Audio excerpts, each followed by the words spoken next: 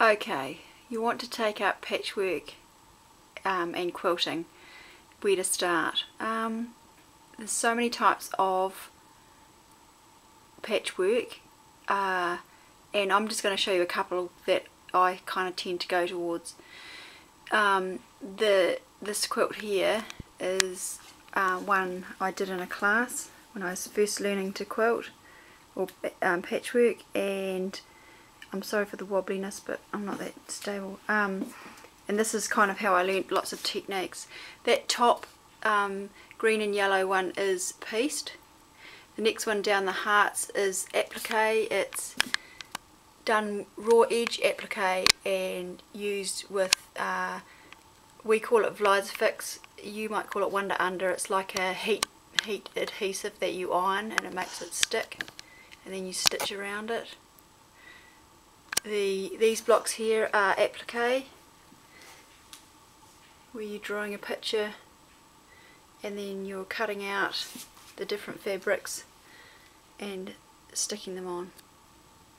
These blocks here are called flying geese and they're pieced. This is pieced. This is foundation piecing, which I wouldn't recommend that you do to start with. It's kind of tedious. This is pieced. It's your flying geese again. This is called molar work, which is appliqued. It's quite fun.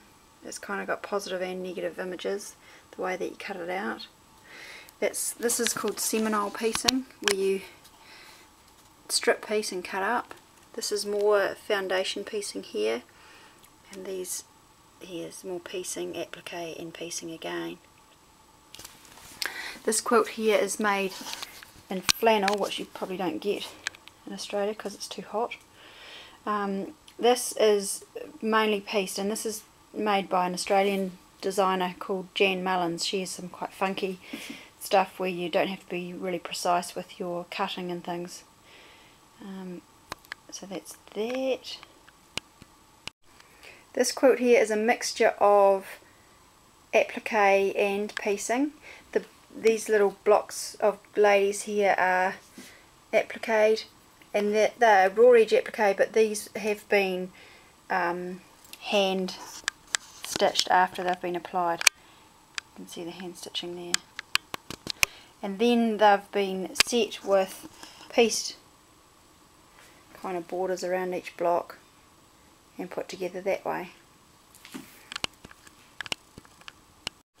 This one here is called Log Cabin, and it's all pieced. This is also applique. This is applique.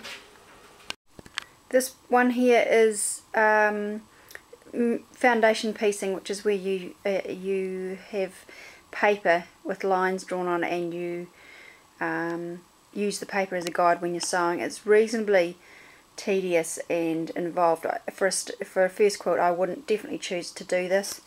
You could do this when you've got a bit more experience. Okay, let's talk about pieces of a quilt.